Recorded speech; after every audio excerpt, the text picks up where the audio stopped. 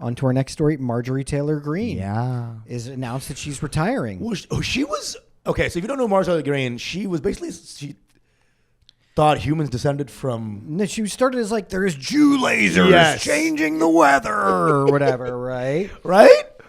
She was full QAnon is here and I'm part of it or something.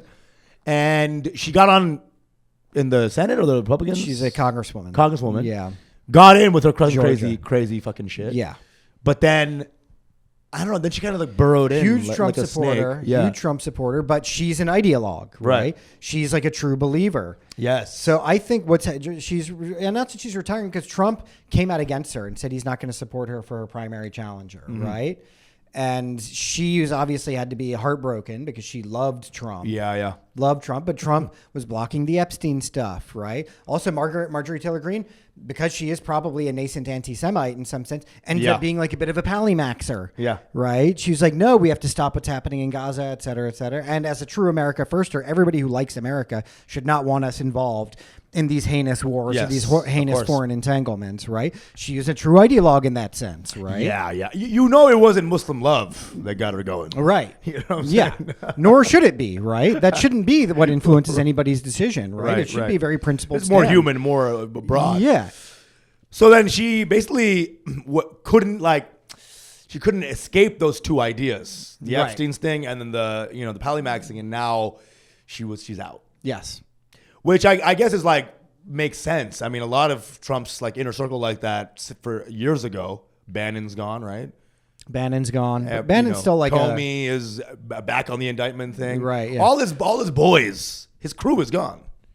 The one that Comey wasn't his boy. Comey was his arch enemy. Sorry, I'm saying like him, his crew from back in the day is all gone now. No. Yeah. Yes, and it's a bit mixed, right? Because his first term people were all neocons, right? Now it's like a mixture of neocons and non-neocons. Sure.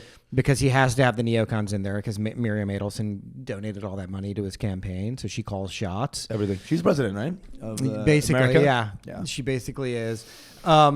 But so I think Price is right. Yeah, I think like the neocons were really gunning for Marjorie. Yeah, and I think her coming out about the Epstein thing and really hitting the Epstein button when that's kind of a thorn in Trump's side because he's definitely in the emails or whatever.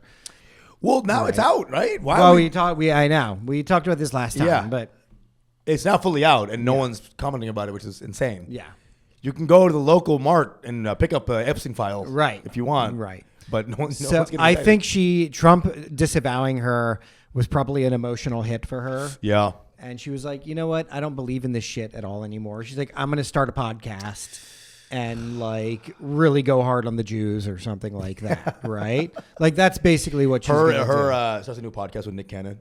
Yeah. Someone who gets it. Someone who just gets it. Is Nick Cannon? Yeah. Oh. Remember he lost Wild 'N Out because he made some anti-Jewish comments? Oh, shit. But then he was so rich and the clause was so airtight on the contract that they couldn't actually keep the show going. Yeah. The only thing that makes the network money is Wild 'N Out. Show. So he has his lawyers years ago already put in like a bomb clause. Like they're like, if you do that, they knew during his turban phase, like this guy's gonna go say something about the Jews at some point. Yeah. They saw his turban phase. I mean, he lives like an Afghan tribesman. I mean, 45 kids, 45 turban. Nick AK-47, Nick rocket launcher. Truly, more like dude. Truly, Nick bazooka. Yeah. So I wonder with Marjorie because like she had just kind of burrowed in and become just like part of the right wing set, and it's interesting to see someone who actually believes truly QAnon is real. And blah blah blah, and the cabal is here. She got big off the QAnon stuff in the beginning. She did. Too, right? That was like part. That was the steam that kind of drove her. Dude, it's a fascinating thing, and I think maybe it's a shift into politics in general, where she's like, man, racism isn't what it used to be. You know, it wasn't as fun before. I think she's also just like, no, nothing can actually get done via politics, right? Because politics doesn't move. Politicians themselves don't move anything, and they have bigger masters that they have to serve. There's always going to be some kind of apparatus there. that's actually pulling the strings. And Right. she's like, no, this validated for me that the deep state is real. And now I'm not going to do this anymore. I'm not going to put myself through this. I don't need to do this. I'm going to start a podcast. You know, she has like the credibility now with her base. Yeah. Like, I've been there. Yeah. I've seen the Satan worshiping pedophiles. She's going to start Margie Bay. Yeah. And that's what that's what it's going to be. It is going to be like that, where now it's like, now she has this extra credibility for her Patreon, Yeah. you know? And again, what we say, politics, fashion, it's the same thing, right? thing. They get the real news where the real people are. It's like, that's the new thing now. Everyone's making money off you. Yes.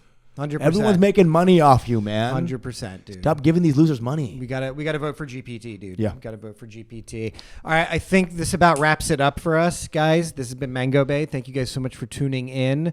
We love y'all. Thank you. Come again.